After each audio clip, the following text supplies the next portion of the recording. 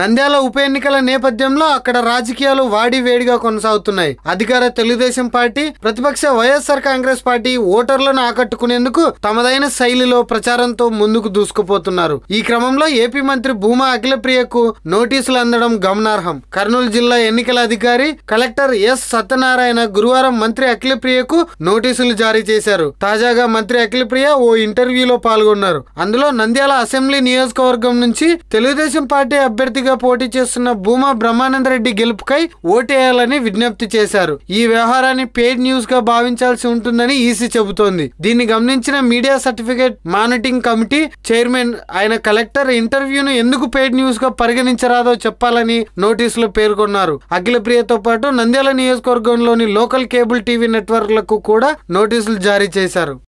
ఈ వీడియో మీకు నచ్చినట్లయితే లైక్ చేయండి, షేర్ చేయండి. మరిన్ని అప్డేట్స్ కోసం మా జనహితం టీవీని సబ్స్క్రైబ్ చేయడం మాత్రం మర్చిపోకండి.